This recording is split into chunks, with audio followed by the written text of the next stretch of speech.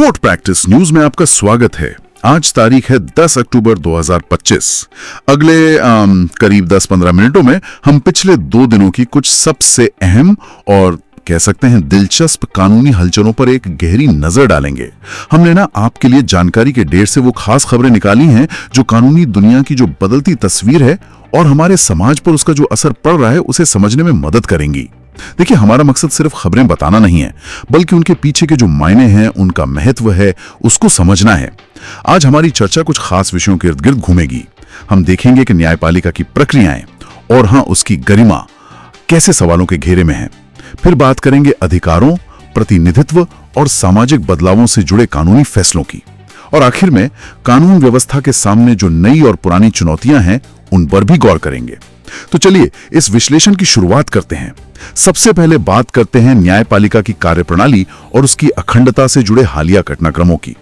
पिछले दिनों भारत के मुख्य न्यायाधीश मतलब CJI BR गवई पर अदालत में वो जूता फेंकने की जो कोशिश हुई, वो एक बहुत गंभीर मामला है। इस पर किस तरह की प्रतिक्रियाएं सामने आ रही हैं? हाँ, ये घटना वाकई चिंताजनक थी और इस पे ना मिली जुली प्रतिक्रियाएं देखने को मिली हैं। खुद CJI गवई ने इसे एक भुला दिया गया अध्याय कहा है। उन्होंने ये भी कहा कि वो और उनके साथी जज जस्टिस विनोद चंद्रन इस घटना से स्तब्ध थे, लेकिन अब वो इससे आगे बढ़ चुके हैं। आगे बढ़ चुके हैं। हाँ, लेकिन सुप्रीम कोर्ट की एक और जज है जस्टिस उज्जवल भुइयां। उनका मानना है कि इस घटना को इतनी आसानी से भूलना नहीं चाहिए। उनका इशारा शायद न्यायपालिका की गरिमा बनाए रखने की जो जरूरत है उसकी तरफ था। और वकीलों की संस्था का क्या रुख रहा? Supreme court bar association SCBA ने क्या किया? SCBA जो सुप्रीम कोर्ट के वकीलों की सबसे बड़ी संस्था है, उन्होंने इस मामले में बहुत सख्त रुख अपनाया है। बिल्कुल, जो आरोपी वकील हैं राकेश किशोर, उनकी सदस्यता तुरंत फौरन खत्म कर दी गई है। अच्छा। और उनके सुप्रीम कोर्ट परिसर में दाखिल होने पर भी रोक लगा दी गई है। SCBA ने कहा कि ये व्यवहार बेहद निंदनीय है और सुप्रीम कोर्ट की गरिमा को ठेस पहुंचाने वाला है। बात यही खत्म नहीं हुई, शायद सोशल मीडिया पर भी कुछ हुआ है। हाँ बिल्कुल, बात यहीं खत्म नहीं हुई। CJI गवाई के अपमान से जुड़े कुछ सोशल मीडिया पोस्ट के खिलाफ महाराष्ट्र और पंजाब में FIR भी दर्ज हुई हैं। इसमें एक और एंगल भी है। केंद्रीय मंत्री रामदास अठावले ने SC/ST एक्ट के तहत कार्रवाई की मांग की है, क्योंकि CJI गवाई दलित समुदाय से आते हैं। जी हाँ, ये मांग मामले को एक और आयाम देती है। इसमें सामाजिक न्याय और भेदभाव का सवाल भी जुड़ जाता है। और एक और दिलचस्प बात जो इसी पूरे घटनाक्रम के बीच CJI गवाई ने कही, वो ये कि उन्होंने वकीलों पर पूरी तरह निर्भर न रहने की आदत डाल ली है। ओह, ऐसा क्यों? उनका कहना था कि कई बार वकील संदर्भ से हटकर या अधूरी लाइनें पढ़ देते हैं। ये टिप्पणी सिर्फ उस एक घटना तक सीमित नहीं लगती, बल्कि वकीलों की तैयारी और अदालत में उनके प्रेजेंटेशन के तरीके पर एक व्यापक सवाल उठाती है। ये तो महत्वपूर्ण बात है। अच्छा, न्यायपालिका की कार्यप्रणाली से जुड़ा एक और अहम स्पष्टीकरण आया है जिला न्यायाधीश यानी डिस्ट्रिक्ट जज की सीधी भर्ती के नियमों को लेकर। इसमें ये निरंतर अनुभव वाली बात क्या है? हाँ, सुप्रीम कोर्ट ने ये साफ कर दिया है कि अगर कोई वकील बार कोटा से सीधे डिस्ट्रिक्ट जज बनना चाहता है तो उसके पास कम से कम 7 साल का वकालत का अनुभव होना चाहिए, और ये अनुभव निरंतर यानी लगातार होना चाहिए। लगातार मतलब? इसका मतलब है कि अगर किसी वकील ने अपनी प्रैक्टिस के दौरान कोई ब्रेक लिया है, मान लीजिए कुछ समय के लिए प्रैक्टिस छोड़ दी थी, तो उस ब्रेक की अवधि को 7 साल के अनुभव में नहीं गिना जाएगा। आवेदन करने की तारीख तक लगातार 7 साल की प्रैक्टिस जरूरी है। और इस भर्ती में न्यायिक अधिकारियों और वकीलों के बीच संतुलन बनाने की क्या कोशिश दिखती है? कोर्ट ने यह भी कहा कि देखिए, न्यायिक अधिकारियों का अनुभव वकीलों की तुलना में ज्यादा व्यापक हो सकता है, इसलिए वकील इस सीधी भर्ती प्रक्रिया में अपने लिए किसी खास या अलग कोटे की मांग नहीं कर सकते। हालांकि एक रियायत जरूर दी गई है। क्या रियायत है? वो न्यायिक अधिकारी जो जज बनने से पहले कम से कम 7 साल तक लगातार वकालत कर चुके हैं, वे बार कोटे के तहत डिस्ट्रिक्ट जज बनने के लिए योग्य माने जाएंगे।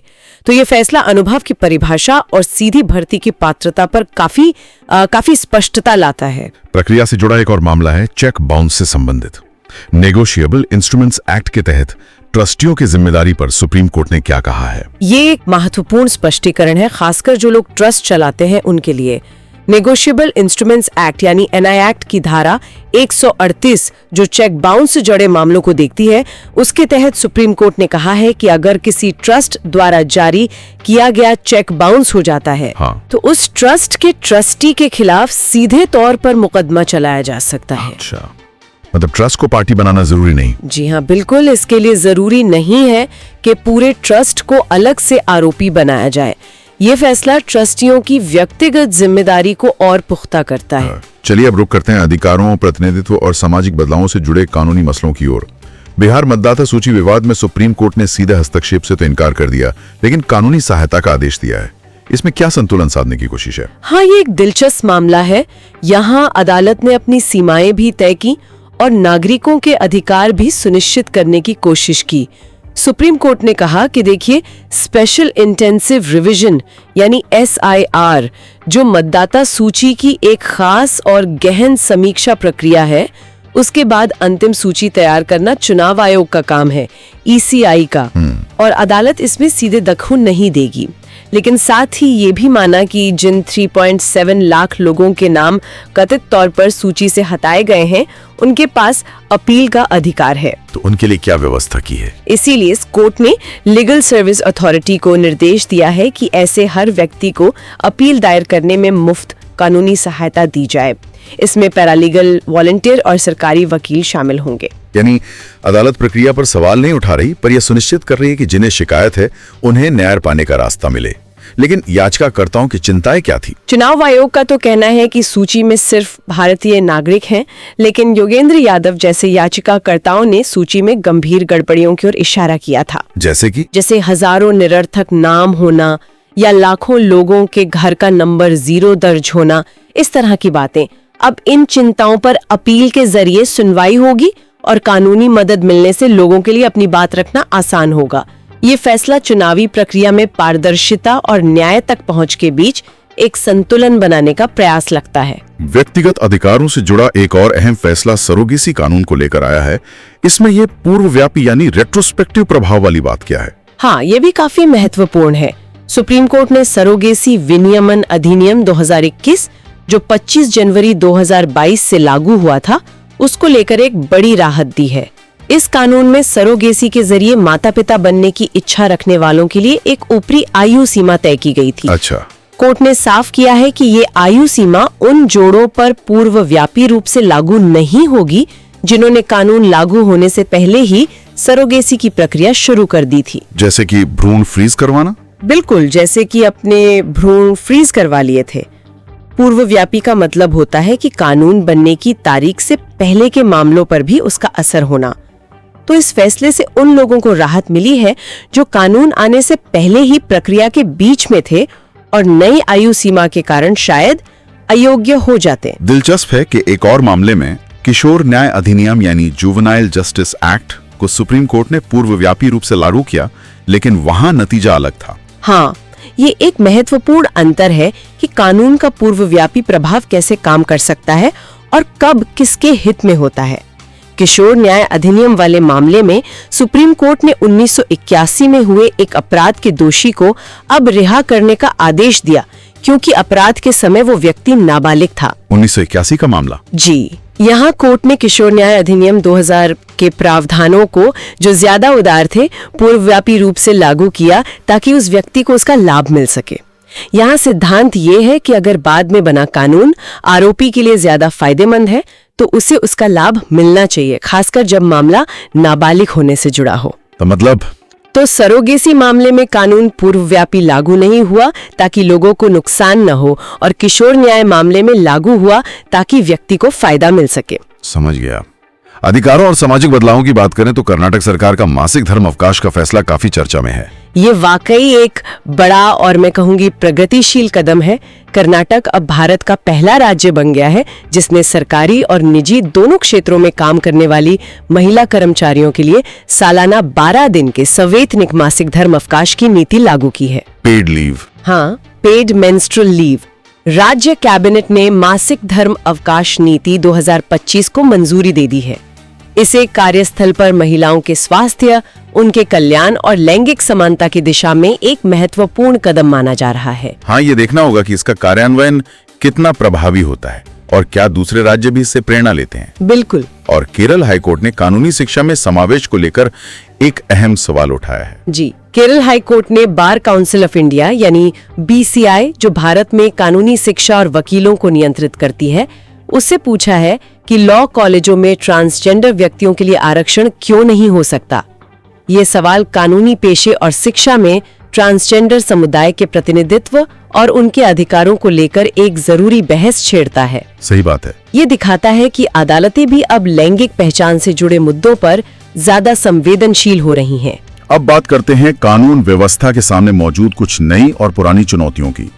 पंजाब और हरियाणा हाई कोर्ट ने ड्रोन से ड्रग तस्करी पर जो चिंता जताई है, वो कितनी गंभीर है? ये बेहद गंभीर चिंता है।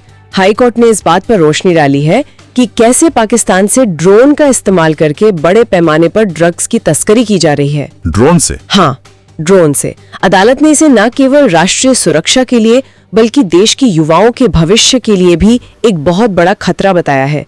ये दिखाता है कि कैसे अपराधी नई तकनीक का इस्तेमाल कर रहे हैं और हमारी जो कानून लागू करने वाली एजेंसियां हैं, उनके सामने किस तरह की नई चुनौतियां आ रही हैं। जन स्वास्थ्य से जुड़ी एक और गंभीर चुनौती जहरीली कफ सिरप का मामला है, जिस पर सुप्रीम कोर्ट सुनवाई करेगा। इसमें आरोप क्या हैं? सुप्रीम कोर्ट एक जनहित याचिका पर सुनवाई करने के लिए तैयार हो गया है, जिसमें जहरीली कफ सिरप से कथित तौर पर हुई बच्चों की मौतों की जांच की मांग की गई है। याचिका में केंद्र सरकार और CDSCO यानी केंद्रीय औषधि मानक नियंत्रण संगठन, जो दवाओं की गुणवत्ता देखता है, उन पर गंभीर आरोप है। कहा गया है कि दवाओं के खतरनाक होने के सबूत मिलने के बावजूद उन्होंने समय पर राष्ट्रीय व्यापी रिकॉल, मतलब दवाओं को बाजार से वापस मंगाने या उन पर प्रतिबंध लगाने में देरी की, जिससे ये जहरीली दवाएं बाजार में बिकती रहीं। ये मामला सार्वजनिक स्वास्थ्य के प्रति सरकारी एजेंसियों की जवाबदेही पर बहुत गंभीर सवाल खड़े करता है। जवाबदेही का सवाल पुलिस विभाग के अंदर से भी उठ रहा है। हरियाणा की DGP पर जो FIR हुई है, वो मामला क्या है? ये एक दुखद और गंभीर मामला है। हरियाणा के मौजूदा पुलिस महानिदेशक DGP शत्रुजीत कपूर के खिलाफ एक IPS अधिकारी वाई पूरण कुमार की आत्महत्या के लिए उकसाने के आरोप में FIR दर्ज की गई है। आत्महत्या के लिए उकसाना DGP पर? जी हाँ, ये FIR मृतक अधिकारी की पत्नी की शिकायत पर हुई है, जिन्होंने आरोप लगाया है कि DGP ने उनके पति को सालों तक मानसिक रूप से प्रताड़ित किया। ये घटना पुलिस बल के भीतर जो तनाव है, दबाव है और अधिकारियों के बीच के संबंध है, उन पर रोशनी डालती है और उच्च पदों पर बैठे लोगों की जवाबदेही का सवाल उठाती है।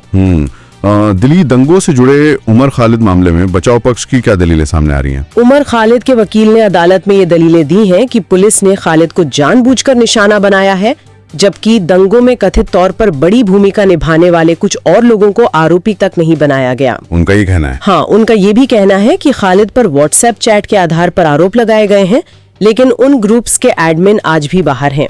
बचाव पक्ष ने ये भी तर्क दिया कि अभियोजन जिस मुख्य साजिश बैठक का जिक्र कर रहा है, खालिद उसमें मौजूद ही नहीं थे। अच्छा। ये दलीलें मामले में पुलिस की जांच और अभियोजन के तरीके पर सवाल उठाती हैं। हालांकि अदालत इन पर क्या रुख लेती है, ये देखना होगा। ये बचाव पक्ष के दावों का निष्पक्ष प्रस्तुतिकरण है। और संक्षेप में लखीमपुर खीरी मामले में क्या अपडेट है? सुप्रीम कोर्ट ने लखीमपुर खीरी हिंसा मामले के मुख्य आरोपी आशीष मिश्रा को जो जमानत मिली थी, उसकी शर्तों में थोड़ी ढील दी है। उन्हें दिवाली का त्योहार अपने गृहनगर जाकर मनाने की इजाजत मिल गई है। अच्छा, दिवाली के लिए? हाँ, हालांकि जमानत की बाकी शर्तें पहले की तरह लागू रहेंगी। तो आज हमने कई अहम कानूनी मसलों पर बात की। हमने देखा कि कैसे CGI पर हमले जैसी घटनाओं से न्यायपालिका की गरिमा और सुरक्षा पर सवाल उठे, कैसे डिस्ट्रिक्ट जजों की भर्ती जैसे नियमों से न्यायिक प्रक्रिया प्रभावित होती है। हमने अधिकारों के मोर्चे पर बिहार मतदाता सूची में कानूनी मदद, सरोगेसी और किशोर न्याय कानूनों के पूर्वव्यापी असर और कर्नाटक में मासिक धर्म अवकाश जैसे कदमों को देखा। साथ ही ड्रोन से तस्करी, जहरीली दवाएं और पुलिस विभाग के भीतर जवाबदेही जैसी गंभीर चुनौतियों पर भी नजर डाली। बिल्कुल, ये सारी खबरें हमें दिखाती हैं कि हमारा कानूनी तंत्र लगातार विकसित हो रहा है और नई चुनौतियों का सामना कर रहा है। न्याय तक सबकी पहुंच सुनिश्चित करना, खासकर जो हाशिए पर मौजूद लोग हैं, उनके लिए एक बड़ी चुनौती बनी हुई है। व्यक्तिगत अधिकारों और सामाजिक बदलावों के बीच संतुलन साधना भी महत्वपूर्ण है। और हाँ, तकनीक का दुरुपयोग रोकना और सरकारी संस्थाओं की जवाबदेही तय करना भी आज के दौर की बड़ी जरूरतें हैं।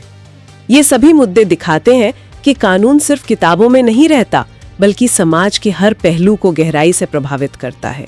आज की इन तमाम चर्चाओं को समेटते हुए एक सवाल सोचने पर मजबूर करता है।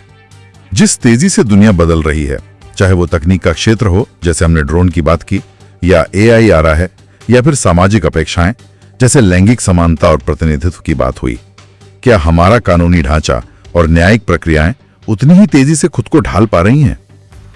ये बहुत बड़ा सवाल है। क्या हम भविष्य की अनिश्चित चुनौतियों का अनुमान लगाकर पहले से तैयारी करने में सक्षम हैं, या हम ज्यादातर घटनाओं के बाद ही प्रतिक्रिया दे पाते हैं? हमारे कानूनी तंत्र को और ज्यादा भविष्योन्मुखी या कहें फ्यूचर रेडी कैसे बनाया जा सकता है, इस पर सोचने की जरूरत है। इस सवाल के साथ आज के लिए बस इतना ही। उम्मीद है आपको कोर्ट प्रैक्टिस न्यूज का यह विश्लेषण जानकारीपूर्ण और उपयोगी लगा होगा। कोर्ट प्रैक्टिस न्यूज सुनने के लिए आपका धन्यवाद। अगली बार फिर मिलेंगे ताजा कानूनी अपडेट्स और उनके गहन विश्लेषण के साथ।